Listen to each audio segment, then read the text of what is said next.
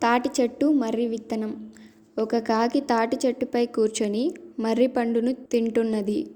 పండులోని ఒక్క మర్రి గింజ రాలి తాటి మట్టెల మధ్య పడింది. ఆ చిన్న విత్తనం చూసి ఎగతాళిగా కిలకిలా నవ్వింది తాటి చెట్టు. నా కాయలు ముంతడేసి గింజలు చారడేసి ఉన్నాయి.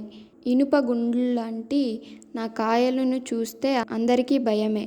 అందుకే నా నీడన ఒక్కరు కూడా నిలబడరు. మనుషులు గాని జంతువులు గాని నా కాయ రాలి పడితే వాటి నడ్డి విరిగిపోతుంది.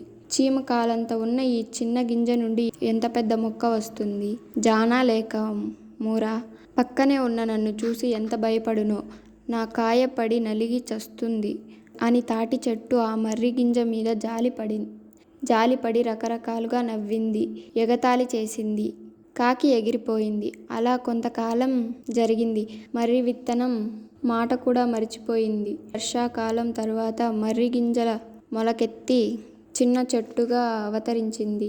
సంవత్సరం గడిచింది. మర్రి చెట్టు మరింతగా పెరిగింది. కొంతకాలానికి తాటిని మించిపోయి పెరిగింది మర్రి చెట్టు. తాటి చెట్టుకు తాపడమైనట్టు పెరిగింది మర్రిమాను.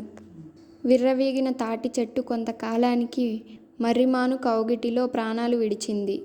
నీతి: ధనముందని బలముందని అహంకారంతో మంచివారిని కించపరిస్తే తుదకు ఇదే జరుగుతుంది.